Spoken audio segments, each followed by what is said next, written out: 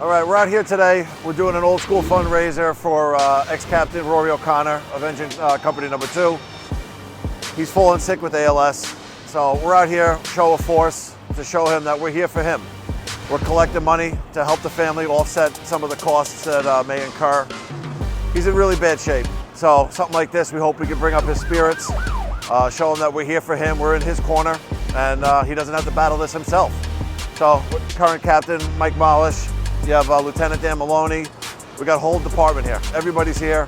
We're doing great. We're collecting a lot of money for the family. It's going to go a long way. And ultimately, Rory knows he's not in this fight by himself.